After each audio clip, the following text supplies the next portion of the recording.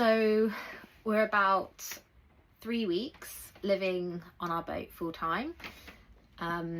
If you haven't watched any of my earlier videos, I'm Georgie, I'm an anaesthetic doctor, and I'm having a career break, and during that time sailing around the world, or part of the world, on a boat that me and my husband bought. And we started our journey in Poole in the UK, which is where we've had the boat moored and then on land for the best part of a year whilst we upgraded it and got it ready for Liveaboard and more offshore sailing. And then we set off from Poole to France at the end of August, and it's taken us about 3 weeks to get from Cherbourg in northern France, where we started, along the coast round to Brest, which is where we are at the moment, and we're just waiting for a weather window to open up for us to cross to the A Coruña. So we're going to cross the Bay of Biscay, a journey that should take about 3 days. The sailing up to this point has been pretty hardcore. I have mainly done all my sailing in the Mediterranean until we bought this boat, and then we've done quite a lot of sailing in the Solents. So the Channel and the northern coast of France has been quite a learning curve, and feeling like I'm starting to earn my stripes a little bit. But it's good. I've learnt loads, but I'm ready for some sun. It's been very rainy and cold almost the whole time since we started. My vision of this journey was more sitting out on deck, sunbathing and getting a good tan. So far it's just been living in waterproofs and jumpers. But hopefully the further south we get, the more that dream will become a reality. So we've spent best part of 3 weeks sailing along the coast. We've mainly just been doing it as day trips. So crossing the bay will be our first multi-day passage, my first time doing any proper night sailing. And feeling quite nervous about it. I think after we'd had a few rough days at sea where I was really, really seasick, I got really, really worried about doing the crossing and how I would manage it.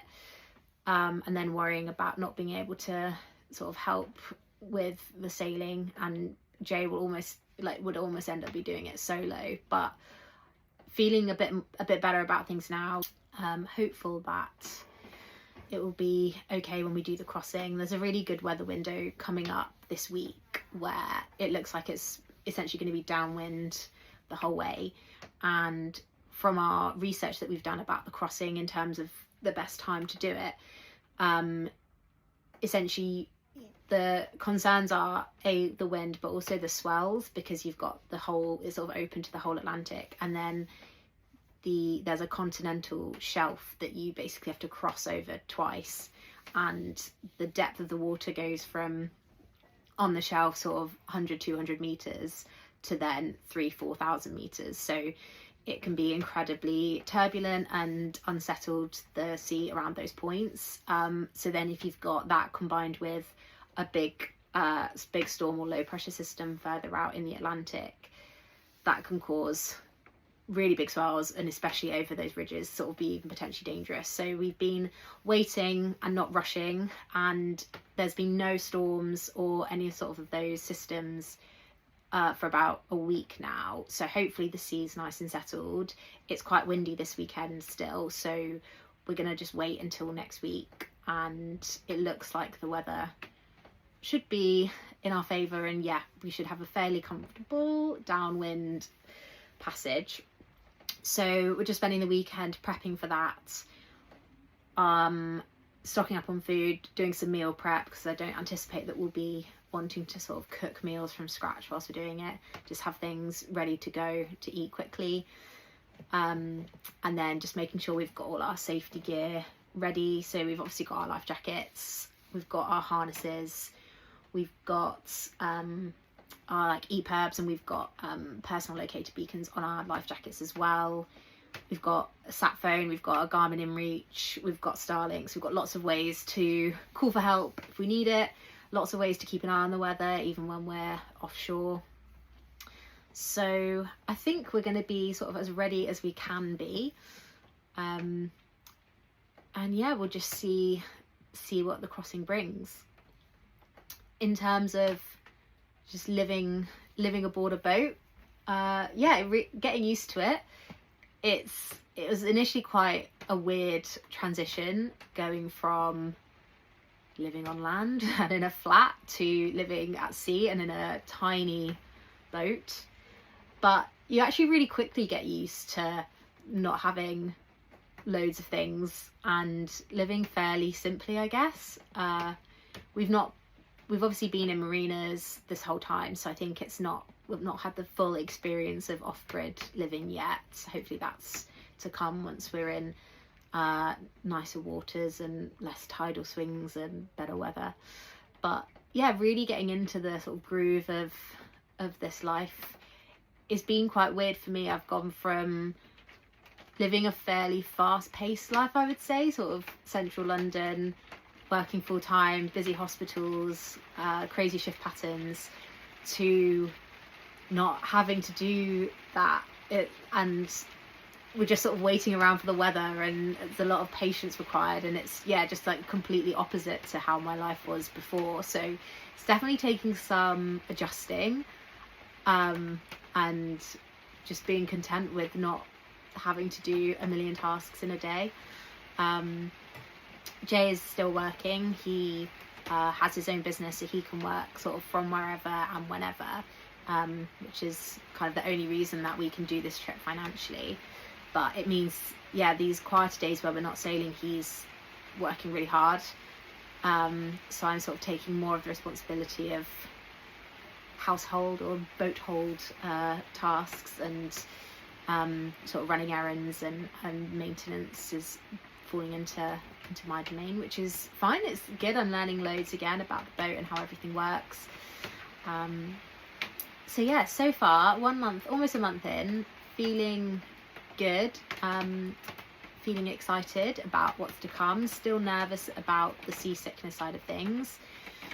I've got a couple of options of seasickness tablets, so I'm gonna sort of try and see which ones work best for me, and hopefully won't be too bad when we're going across. So yeah, lots to do still, but we're pretty much ready to go. I want to get us to a point where we are just absolutely ready. So if suddenly the weather looks like it's better to leave on Sunday, that we're ready to go, and we're not delayed by, we needed to get this from the supermarket or anything like that. So I think if we're just ready to go at a moment's notice, that would be good. But also definitely don't want to rush, and make sure that the weather is in the best place that it can be for us.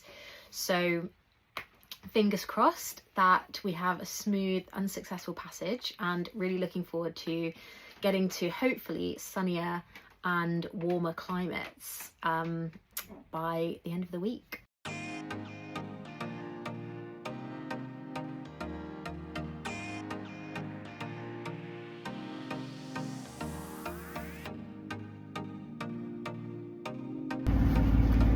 So we have just set off from Brest, starting our journey across the Bay of Biscay today.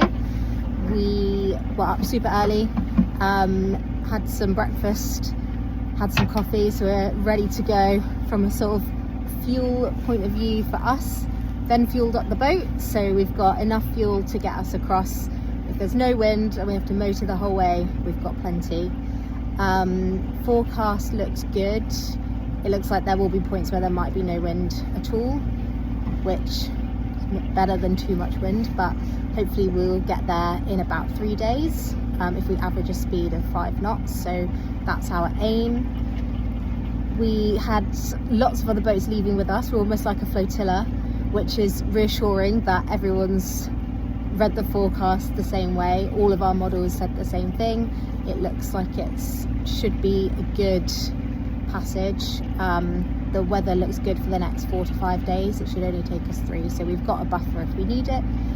But yeah, we're just excited to get going.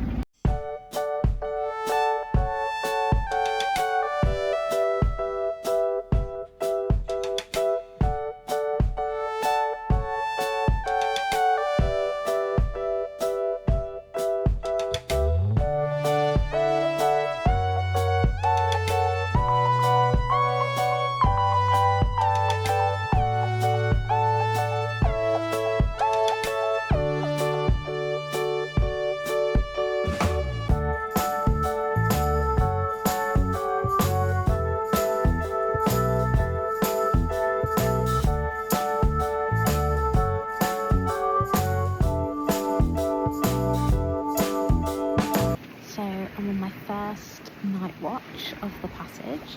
It's about 10 o'clock. Jay is in bed. I'm doing the 9 till 1 shift. And so far it's okay. It's very dark. Pitch black. There's beautiful stars. It's a very clear night. And yeah, we're making good speed still, averaging about 5.5 knots. It's got good downwind at the moment, so we're just flying our main. Haven't really needed to motor today, which has been good. Done loads of sailing and had dolphins with us pretty much the whole day, which was incredible. But when we first saw them, we obviously were like, oh my gosh, dolphins. And then we kept just for the rest of the day like, oh yeah, still here. Yeah, they're still here. Like, they were just there the whole day. It was amazing. So yeah, that's been really good. Felt a little bit seasick earlier on. We had quite a turbulent part of the passage just as we went past one of the small islands off the coast. And that made me feel a little bit queasy. But since then I've been fine, so I am just on watch, listening to a podcast. I've got an extra radio here, so I can radio Jay if there's any problems. I've got my head torch, which is what I'm using to illuminate my face, because otherwise you can't see anything. And I've got my hat on because it's pretty chilly. But otherwise, so far so good, and long may it continue.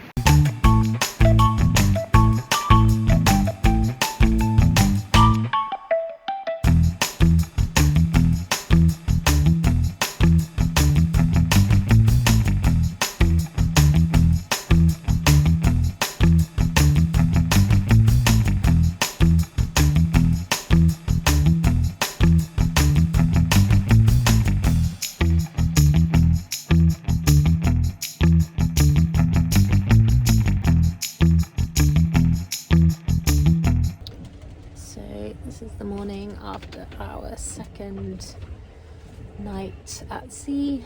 It was a much better night for me in terms of seasickness. Didn't vomit at all, which is good, but still not feeling 100%. So Jay's just taken over. It's about 8 a.m. I'm gonna get a few hours sleep and then go back up. Winds have picked up a bit, which means we can sail, which is good. It's much nicer sleeping without the engine on. Making good progress. Should be there this time tomorrow, which is good.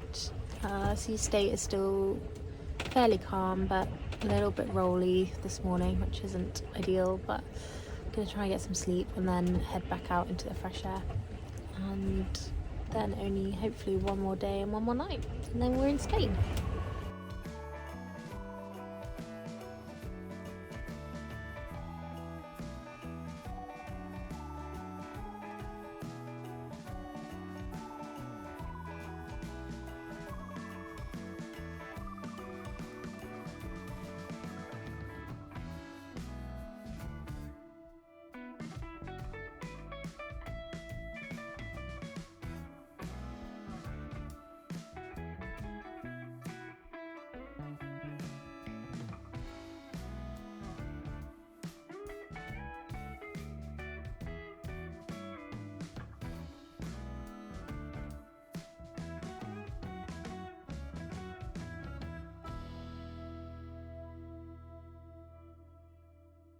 So we arrived finally in A Coruña this morning. We were moored up by about 10:30. Last night was horrific. The winds changed. We ended up being slightly more upwind than we would have liked, and it was a lot stronger than the forecast suggested. So throughout the night we were sort of battling 20 to 25 knots with 30 knot gusts, which in the pitch black was pretty terrifying. I just basically spent the whole night in the cabin, because there was no way that I would be able to do anything without being incredibly sick. And so poor Jay was basically on lookout the whole night. It honestly sounded, in the cabin, it sounded like we were being beaten alive, and I thought the boat was going to break in parts at points. Realised it actually sounds a lot worse when you're in the cabin compared to when you're up out here. But we made it in one piece. It was nice to arrive in the marina in daylight. We've met a few boats here who were also in Brest, and they arrived a bit earlier than us, so they were mooring up in the pitch black, which sounds quite stressful in its own way. So it was quite nice to arrive in the daylight. Crossing over the ridge again coincided with the winds picking up, so it made it extra spicy. And we're now in prime orca territory. So those of you who don't know, there's a pod of orcas that have started in the last 4 years or so ramming the rudders off boats, which they think is just for fun. The people who are studying them think that it's purely a game for them, and it's resulted in numerous boats being damaged and a few sinking. So we were always a bit nervous sort of as we arrived into this part anyway, and doing so in the pitch black and in the high winds just added a level of stress. And we've actually just seen, there's an app that you can track all the orca encounters and sightings, and we've actually just seen that there was an orca attack in exactly the place we were last night. So feeling very grateful that that wasn't us, and we managed to successfully dodge them this time. But yes, feeling much better now. Had a good sleep, had a shower, had some dinner. We're gonna get an early night tonight and then explore A Coruña over the next few days. I think overall the passage is kind of as good maybe as it can be. I think the Bay of Biscay is notorious for being rough. You've got the continental shelf for you to cross twice, and even in no wind, when we crossed it the first time, it was pretty rough. So it was annoying that we got caught out by those winds at the very end, but in general there were sort of periods throughout the day where it was glorious. Saw loads of dolphins. So yeah, probably as good as it maybe could have been. Really glad that we've done it, feeling very proud of ourselves, glad that we're now here in one piece. Poor little boat, Regine Rose, has really been put through her paces, but we've done a quick check of everything and everything looks okay. We'll do a more thorough check tomorrow, but you know, there's no significant water in any of the bilges, and sort of a brief inspection of the hull, everything looks okay. So I think it maybe sounded worse than it was being down in the cabin. And yeah, feeling a bit guilty that Jay was kind of left to fend for himself that last night, but seasickness has taken me by surprise as how bad it's been. I knew that it could be an issue. I'm someone who gets travel sick a lot anyway, but I've done a fair bit of sailing before this and never ever had it to this extent. So we'll see how it goes. Hopefully on longer passages I'll eventually find my sea legs, but yeah, so far it's been tricky, but we're gonna rest up here for a few days. We're in no rush to head on around the coast. The weather here is glorious compared to northern France, so I'm gonna just enjoy a bit of R&R before we start thinking about where we're heading to next.